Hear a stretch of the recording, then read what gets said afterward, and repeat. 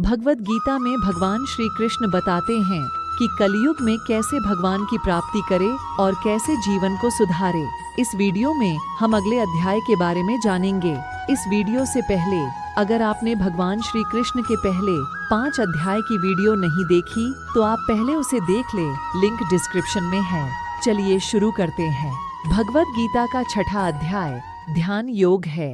इस अध्याय में कृष्ण बताते हैं कि हम किस प्रकार ध्यान योग का अभ्यास कर सकते हैं। वे ध्यान की तैयारी में कर्म की भूमिका पर चर्चा करते हैं अथवा बताते हैं कि किस प्रकार भक्ति में किया गए कर्म मनुष्य के मन को शुद्ध करते हैं और उसकी आध्यात्मिक चेतना की वृद्धि में सहायता करते हैं। वे उन बाधाओं का विस्तार पूर्वक वर्णन करते हैं जो कि मनुष्य को अपने दिमाग को नियंत्रित करते समय झेलनी पड़ती हैं, अथवा उन सटीक तरीकों का वर्णन करते हैं जिनसे एक मनुष्य अपने दिमाग को जीत सकता है। उन्होंने प्रकट किया कि हम किस प्रकार परमात्मा पर अपना ध्यान केंद्रित करके भगवान के साथ एक हो सकते हैं। भगवद गीता का 7वां अध्याय ज्ञान विज्ञान योग है। इस अध्याय में कृष्ण बताते हैं कि वह सर्वोच्च सत्य हैं एवं हर चीज के मुख्य कारण हैं। वे इस भौतिक संसार में अपनी भ्रामक ऊर्जा योग माया के बारे में बताते हैं अथवा प्रकट करते हैं कि इस ऊर्जा पर काबू पाना साधारण मनुष्य के लिए कितना कठिन है, परंतु जो मनुष्य अपने मन को परमात्मा में लीन कर लेते हैं वे इस माया को जीत लेते हैं और उन्हें आसानी से प्राप्त कर लेते हैं।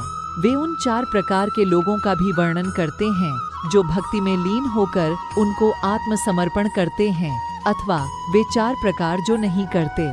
कृष्ण पुष्टि करते हैं कि वे ही परम सत्य हैं।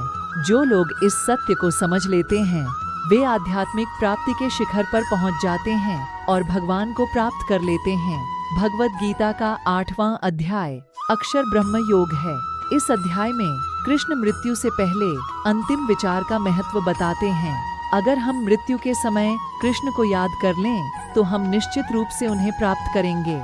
इसलिए हर समय प्रभु के बारे में जागरूकता रखना, उनके बारे में सोचना और हर समय उनके नामों का जप करना बहुत महत्वपूर्ण है।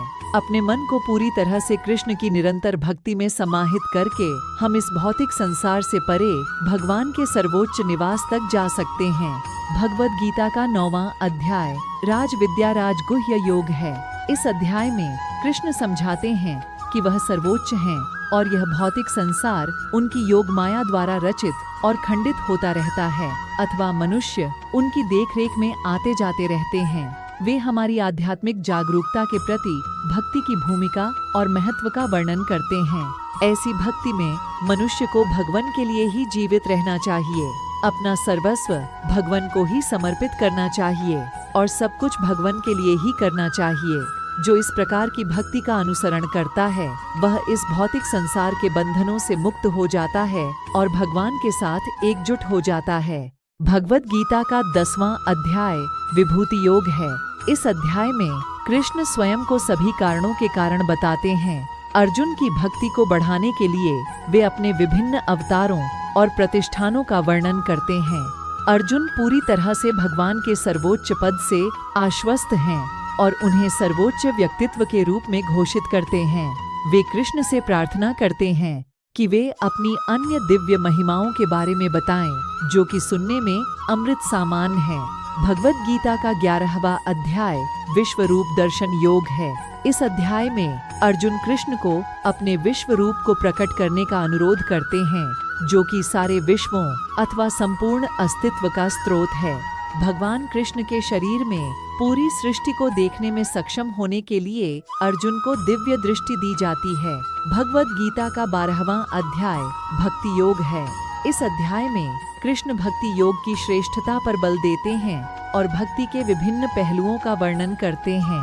वे आगे बताते हैं कि वह भक्त जो अपने सभी कर्म उनको समर्पित करके अपनी चेतना उनमें विलीन करके सच्चे मन से उनकी भक्ति करते हैं वे बहुत जल्दी जीवन और मृत्यु के चक्र से मुक्ति पा लेते हैं। वे अपने सबसे प्रिय भक्तों के विभिन्न गुणों का भी वर्णन करते हैं।